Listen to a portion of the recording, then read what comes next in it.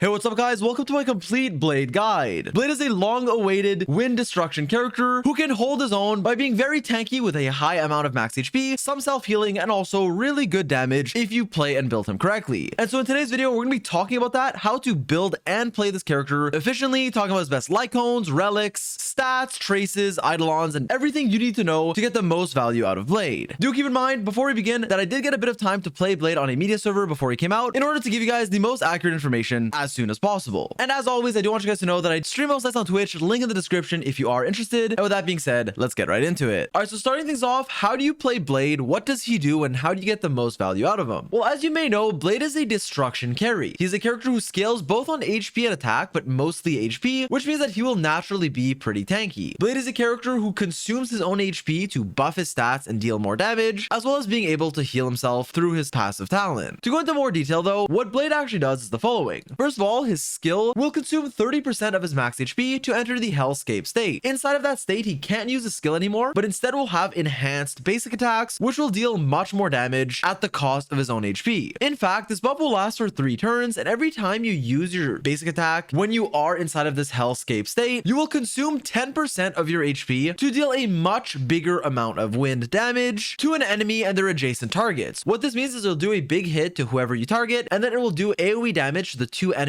next to it, the 2 adjacent ones, dealing 40% of your main hit to both of the other targets. On top of that, thanks to a passive trace, if you hit an enemy who is weakness broken, your Blade will heal himself equal to 5% of his max HP plus another 100. Another thing to note is that when Blade consumes his HP through his skill or his basic attack, it is a percentage of his max HP, and if you don't have enough, your Blade won't die, but he'll stay at exactly 1 HP if he doesn't have either 10 or 30% of his HP remaining. Also, it's important to know that using this skill will not end your turn. It doesn't take a turn to use your skill, meaning that you can use your skill to enter this Hellscape state and then immediately use an enhanced basic attack right after, doing both of these actions in the same turn. It is also worth noting that using these enhanced basic attacks will not regenerate any skill points for your Blade, which makes it to where you use 1 skill point for your skill, and then after that, you're not consuming any more skill points, so you're not spending any, but you're also not gaining any, which makes Blade just use 1 skill point and then become kind of neutral, which compared to a lot of carries is actually a good thing because most carries tend to spam their skill, whereas Blade can spam these enhanced basic attacks without gaining skill points, but also without losing any outside of your 1 skill every 3 turns. Moving on, Blade's ultimate will set his current HP to 50% of his max HP, which can either heal your Blade if he's under it or damage him if he has more. And a lot of the time, this can just be like a bonus healing if you're too low HP, which is quite nice, while also dealing a pretty significant amount of damage to a single enemy, scaling again mostly on his HP, but also on his attack, and also dealing additional damage based on how much HP your Blade has lost in total throughout the battle, capping out at 90% of his max HP. Once again, as with your enhanced basic attacks, you will also be dealing a smaller amount of damage to the adjacent targets that you're attacking, giving Blade a pretty nice amount of AoE, where he will do more damage to the single target you're attacking, the boss enemy or whoever, but also being able to clear the adjacent enemies, which can make him nice for AoE content. On top of all of that, Blade can be self-sufficient thanks to his talent, where he will get a stack every time he takes damage or consumes his own HP, and at 5 stacks, he will immediately do a follow-up attack on all enemies while also healing himself up by 25% of his max HP. On top of that, if he's under 50% HP, a passive trace you can unlock is increasing his healing bonus by 20%, again, helping him heal up both from himself and from your support or healer that you're running with him. Blade also has a technique that you can use, which will launch you into the battle attacking the enemy, instantly consuming 20% of your Blade's max HP and dealing wind damage to all enemies. Before moving on to Blade's playstyle, do keep in mind that a lot of these passive traces are things that you really want to unlock with him, as getting additional healing, increasing your talent's follow-up attack damage, and also getting all of these big crit rate boosts that are honestly just wasted if you don't get them. Same with this significant amount of max HP you're getting across all of these traces is going to be something definitely worth your time and worth getting. So with that in mind, how do you want to play Blade, and what are my thoughts on him and how good he is and stuff like that? Well, Blade is definitely going to be, in my opinion, a strong and self-sufficient destruction carry. He's pretty straightforward in his playstyle in the sense that you use your skill once every 3 turns to consume some HP and give you that enhanced basic attack, which you can then spam to deal a good amount of AoE wind damage. You primarily will deal more damage to 1 single target, but also being able to hit the adjacent allies can make clearing ads when you're fighting a boss a lot less annoying and just make them all that much more consistent. What you do need to worry about and play around is really your HP. Now, since you have a lot of HP percent, even if you consume percentages of it, you should still be tanky enough, generally speaking, to not really worry about dying. But through my testing, I believe it's important to at least know how to manage your HP, use your support characters to turn manipulate, late, using someone like Bronya to go more often, being able to stack up your talent, which will heal you once you consume your HP or get hit for a total of 5 times, and also be able to use your ultimate to set your HP to 50%. Your ultimate is, yes, a big hit of burst damage, and so is your talent when you consume those 5 stacks, but both of these things can also heal you. Your talent just flat out healing you, and your ultimate setting your HP to 50%, yes, can lower your HP if you're starting the fight at full HP and just using your ultimate instantly, but a lot of the times, especially throughout long fights against bosses, in my testing, you end up using your ultimate to heal yourself back up to 50%, and then being able to heal yourself even higher with like a supportive healer that you're running. Something to keep in mind though is that while Blade consumes his HP and does have a passive talent where you will gain more healing when you're at low HP, generally speaking, outside of some like light cones that buff you at low HP if you choose to run them, generally speaking, Blade doesn't get that many buffs from being low HP. He's just someone who wants to consume his own HP. What that means is that if you're ever getting too low, unlike in Genshin with Hu Tao, for example, where you want to stay low HP to get pyro damage bonus, with Blade and Star Rail, if you are too low HP, there's very little downside to just healing him, running a healer character with him that can just heal him, protect him, and allow him to increase his HP back up to not be at risk of dying, which makes him a pretty comfy character, especially when you factor in how high of an HP total he has. Healing up a percentage with your ultimate and your talent usually will be more than the amount of damage you're taking, unless you're doing really challenging content, in which case, as I said, it might be enough, and if it isn't, just use a healer character, heal yourself back up on top of that, and you should be more than comfy. In fact, Blade's damage buff from his ultimate will come from how much total HP you've lost throughout the battle, with this value resetting every time you use your ultimate, but the bigger percentage of HP you lose, the more damage your ult will deal, so you want to take damage, but being low HP doesn't actually give you any buffs outside of the healing bonus. So running a healer, even someone like Luocha who can consistently heal you by a lot, is going to be something that I recommend and what we'll cover in the team section. And while I mentioned Hu Tao to give like a Star Rail example, Arlen is a character who gets more damage the lower HP he is. Blade is not like that, only gaining damage based on how much HP he sacrificed, or just sacrificing HP to gain buffs or more damage, like with his skill and enhanced basic attacks. A very important distinction to know when you factor in how to play Blade and what your playstyle is actually going to be. In fact, this distinction can actually be one of the reasons why you may not want to run a shield with Blade, because he wants to take damage to deal more damage from his ult and stack his talent faster, especially because, as I said, he has a high HP total, so he can tank the damage, assuming you're playing him properly, but we will cover this more in the team section later in the video. Also, an advanced tip worth noting is that if you have your ultimate active and it's your turn and you're debating in which order to press buttons, while obviously this can depend, something I would recommend doing is using your skill to consume 30% of your HP, as this does not give you any energy, so even if you have your ult ready, it's not wasting any. Then you use your ultimate to set your HP to 50, which will either heal you if you're too low,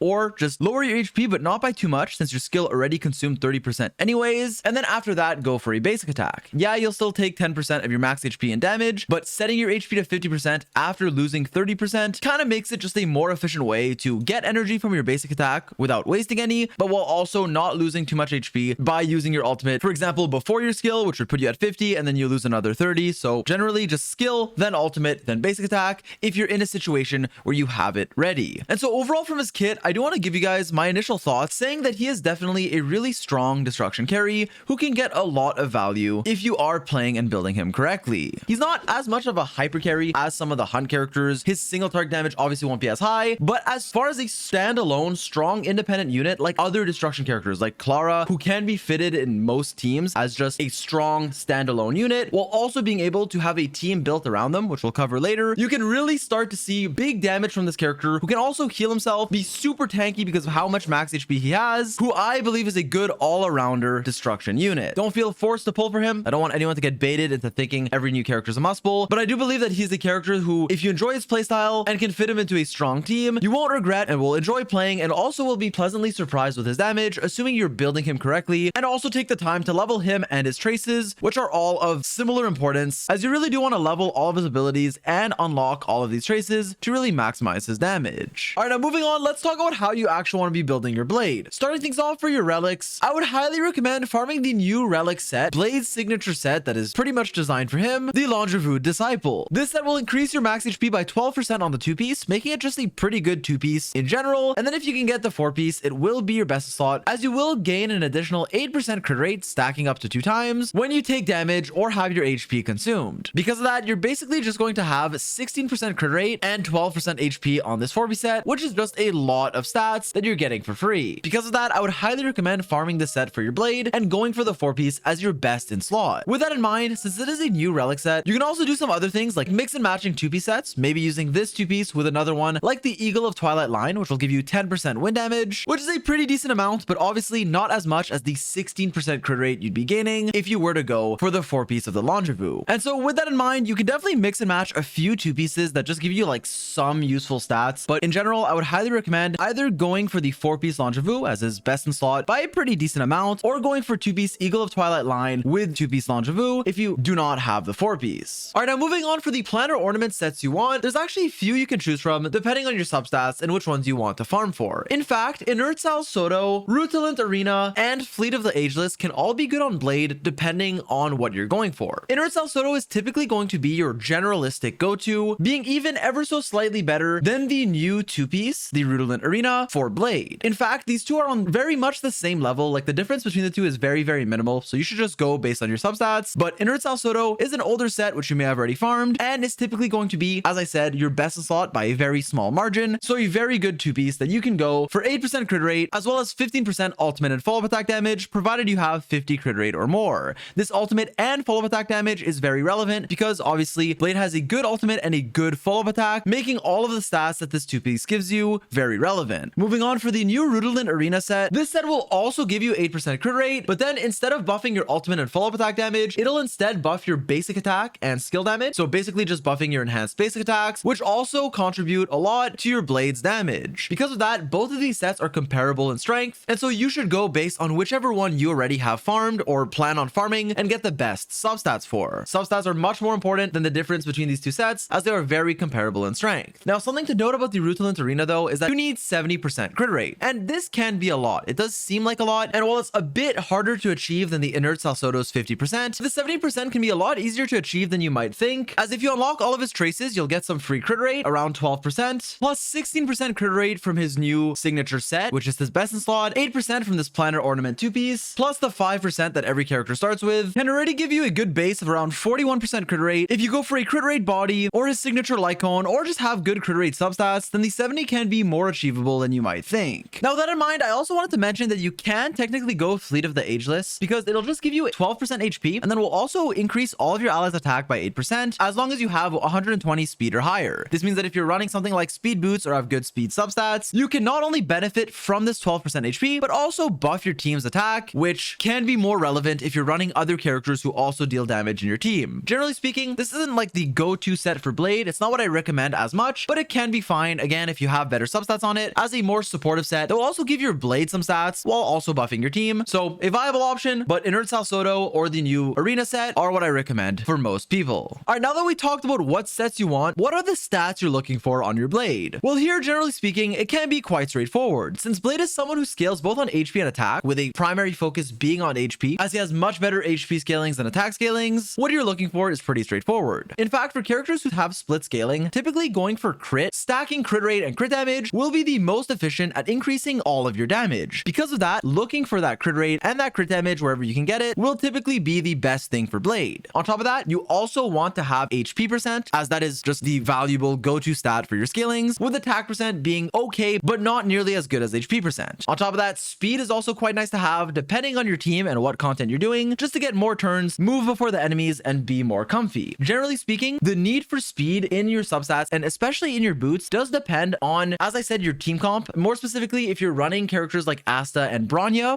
in particular, where you can manipulate your turn order and make sure Blade goes basically twice in a row, the need for speed boots, while it can still be viable, is not as high. In fact, yeah, there's a case to be made for just giving all of your team really high speed, and you can do that even with Bronya, but just to keep things simple, generally, speed is just good on these type of carries to get more turns if you aren't running external sources of speed or turn manipulation. So what that means is, in practice, for most Blades, you can just go for speed boots or HP. Again, it does depend on your substats, but speed is typically recommended unless you are running Bronya, which a lot of people will be, or arguably like Asta with her 4th Eidolon and good uptime on her speed buff. Then you can start considering HP boots, especially if you have better substats on them. So generally speaking, for most people, HP and speed are viable depending on what you want to achieve and on your substats, but as my personal recommendation is to run speed boots, generally speaking, if you're not running a character like Bronya, and if you are, then going HP boots can be better for your personal damage. Other than that though, the rest is very straightforward. For your body, you want crit, either crit rate or crit damage, depending on what you need more of, for just the maximum amount of damage. For your sphere, you definitely want wind damage damage bonus, and for your rope you want HP percent, again, to just maximize your damage because your HP scaling is very significant on your blade, so this is a big amount of damage that you would be missing out on if you were to go for something like an ERR rope. Other than that, for your substats, look for all the stats that we mentioned, being crit rate, crit damage, speed, and HP percent as the best ones, with attack percent not being as good. With that out of the way, now let's talk about Blade's best light cones for every type of player. Starting things off, if you do choose to pull for his signature light cone, obviously it's going to be his best in slot. The unreachable side is a pretty great destruction weapon for Blade because not only are the base stats of it quite high, but it will also give you 18% crit rate and 18% HP on its effect at superimposition level 1. On top of that, as soon as you're attacked or consume your own HP, which is something that Blade is going to be doing anyways, you will gain a free 24% damage until you use an attack, removing this effect, and then you can just reproc it by either consuming your HP again or being attacked again. Because of that, you just gain a ton of stats with 18% crit rate and HP and 24% damage, which just makes it your best in slot overall, especially for a character like Blade who can use all of these stats, including the HP, make it a very strong light cone for him. Now, with that in mind, it is not a needed one in the sense that there are some really good alternatives like 4-star light cones that you may already have. In fact, Blade's second best light cone is going to be Arlen's 4-star, a Secret Vow. This light cone is a really good option, especially with superimpositions, as it will give you 20 to 40% damage depending on your superimposition level just for free, and then will also double this effect if the enemy you're fighting is equal to or lower than your current character's HP percentage. This means that in practice for Blade, a character who's going to be consuming his own HP, you will have a decent uptime on this effect, doubling the damage percent that you're gaining if the enemy you're fighting has a higher percentage of HP than you do. And so on average, this is a really good light cone, definitely your second best, and at superimposition level 5, it's not even that far behind your signature light cone, and even without any superimpositions, it's still really good and generally going to be your second best option overall, your best 4-star light cone, scaling up really well with these superimpositions for every extra copy you have. Also worth noting that you have a high base HP on this light cone and just a ton of damage percent, which, as I said, is great for Blade. Now, other than these two light cones, you do have some other options, although they can start to fall off a little. In fact, you can technically use Clara's light cone, but a lot of the stats on this weapon, or light cone rather, are more useful on someone like Clara. It's still good, you still get a lot of HP and an effect that will give you some attack, and then when you defeat an enemy, it'll heal you and then give you some damage percent, which makes it to where just from the base stats of this light cone, plus the damage percent you're gaining, plus the 24% attack, which even though Blade scales more on HP than on attack, it's still not useless and can definitely be okay if you don't have any other light cone. But generally speaking, the 4-star option, a Secret Vow, especially with superimpositions, does get better and you can fully make use of it and use this 5-star light cone on someone else. With that in mind, a 3-star light cone is not too far off and can be your next best option, with this light cone being Mutual Demise. The Mutual Demise is obviously a 3-star light cone that you can fully superimpose for free because it's 3-star, and it will just give your blade a free 24% crit rate, which is a lot. Yeah, you lose out on some stats, and yeah, it's not the best option overall, but if you don't have a Secret Vow or his signature light cone, it can just be a good go-to 3-star one that is better than a lot of the 4-stars, generally better than the free-to-play 4-star option, the Woof Walk Time one, because Blade is a character who can make good use of this crit rate and would want it a lot more than a lot of the other light cones that will just give you some attack percent. Additionally, on the Fall of an Aeon, which is a weapon that you can fully superimpose and get for free from Herta's store, can be good and sometimes better than the 3-star light cones, depending on its uptime and superimposition level. While it's not the most consistent option, and I don't really recommend going for it, it is definitely a decent free-to-play option that people tend to overlook if you have spare Herta bonds that you can spend. This is because you'll gain 16% attack at superimposition rank 5, stacking up to 4 times, which again, attack percent is not the best stat for Blade, but it's not useless, while also gaining damage percent whenever you weakness break an enemy, and you can just do this on like the weakest enemy in the battle to gain this buff. While the uptime isn't going to be perfect depending on the content you're fighting, it can still be good, especially when you also consider the high amount of HP you're getting, making it a decent free-to-play 5-star option, with his 3 best options being his signature light cone as the best in slot, a Secret Vow as your second best, and then Clara's light cone if you have it, or Mutual Demise as the go-to 3-star option for most players. And as for the other light cones I didn't mention, they typically are just worse than the options that I did mention, so they're obviously not recommended, and there's a pretty straightforward upgrade path as to which light cones you should be using, depending on which ones you have. Alright, now moving on, let's talk about Blade's Eidolons. Now, first of all, I don't think he's a character who needs them by any means, a very strong destruction carry at E0, as you've seen throughout this video, but if you do want some, he can have some early stopping points to go for if that is something you're interested in. In fact, what his Eidolons do is the following. First of all, his E1 will give you more ultimate damage, increasing its HP scaling of how much HP you lost in the battle for your single hit damage, so just more single target damage from your burst, scaling on how much HP you lost. Your E2 will give your your blade a flat 15% crit rate after using your skill, which is nice. E3 and 5 will increase your trace levels. E4 will give you more HP. In fact, 20% more HP when your current HP drops to 50% or less, and this stacks up to 2 times, so you can gain 40% max HP, which is quite a lot. Also, keep in mind that this HP drop to 50% can happen instantly when you use your ultimate, or when you just use your skill and basic attack enough times. Lastly, your 6th Eidolon will greatly increase the efficiency of your follow-up attacks by not just giving them an additional increasing your HP scaling, but also making your follow-up attack proc every 4 charge stacks instead of every 5, so changing the max number from 5 to 4, which means that you'll follow-up attack more often and do more damage with it. Overall, Blade's Eidolons are pretty nice, but they're just like generic stat boosts or scaling boosts, which means that if you want more damage, feel free to get them, but don't feel forced to get any. But he can definitely have some early stopping points to go for, and some pretty strong late ones as well, if that is something that you're interested in. All right, now with all that out of the way, let's talk about Blade's best teams. Now, something that you need to keep in mind here is that Blade is going to be your destruction carry who has pretty flexible team slots. Now, what I would say is that there's some core slots that you really need in your team, like for example, having a healer and a dedicated supportive character who will either buff your blade or debuff enemies, but outside of that, your team comps are very flexible. To start with the first supportive slot you want, you really want a good healer. Luocha is probably going to be Blade's like best synergy, at least as far as healers go, for sure, but even just in general, Luocha will give you a ton of healing, and then also like some passive healing thanks to his talent, to where you're gaining a borderline excessive amount of healing, making sure your blade is always full HP. Now, another really important synergy with Luocha and Blade is actually that in practice, you get a ton of healing when your blade will even just be damaging himself or passively as he attacks. Let me just show you what I mean here, because it's actually pretty insane. So if I turn auto battle off, just to make sure I can do this myself, there's a few things you need to notice. First of all, Luocha can actually interrupt your blade's own turn to heal him, even when he's taking damage himself. So let's say here, I take some damage on my blade by using my skill.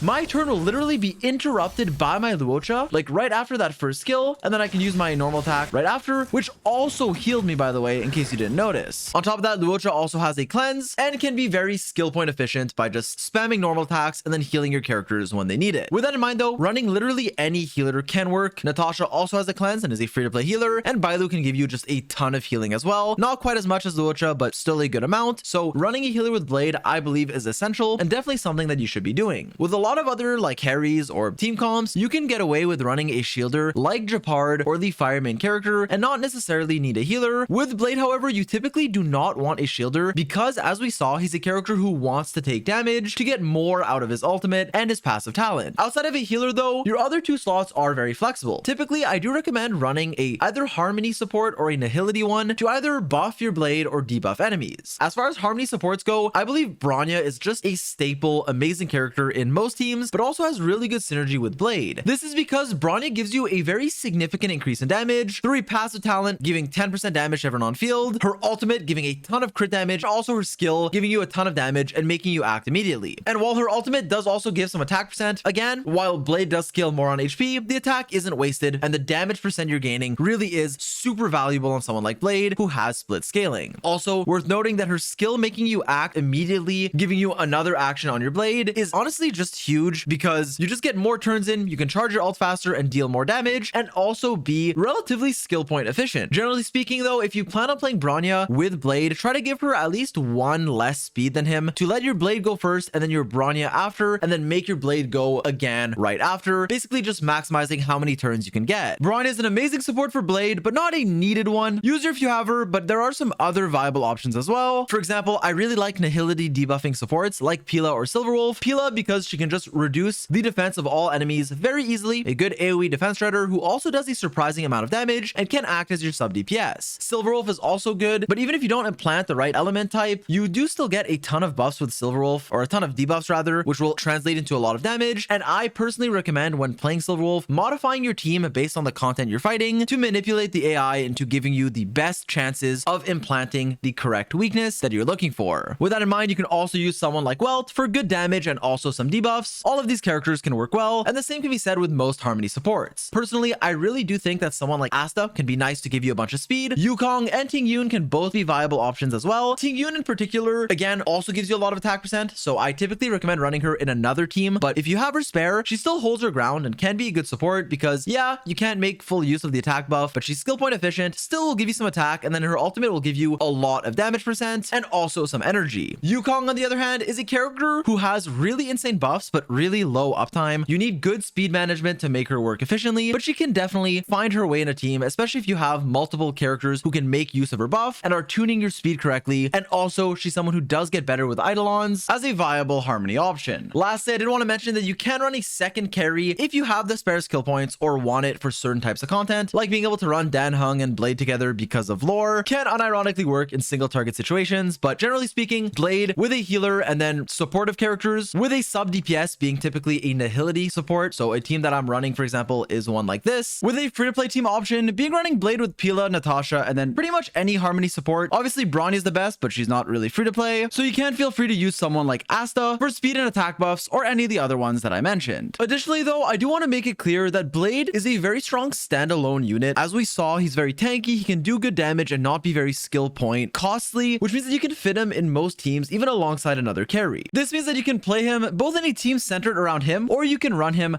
alongside another carry, because he can be a good standalone unit if your types line up for whatever content you're doing and have the skill points to use another carry, notably a hunt one, alongside your Blade. Oh, and I don't know why my Celia and Bronny are dead, so yeah, don't ask. And so yeah, overall, I really do like Blade. Very fun and very strong as a character, and I hope you guys enjoyed this guide. If there's anything you want to add, as always, it will be in a pinned comment, so be sure to check that. I'm trying to wrap up this video as I know it's really long. The reason why there's a bit of a delay on this video is because I had to keep trimming it because I kept talking too much and adding more information, but I hope you guys appreciated the level of detail, and feedback is greatly appreciated. Thanks so much for watching. I hope you guys enjoyed, and as always, I'll catch you guys in the next one. Peace.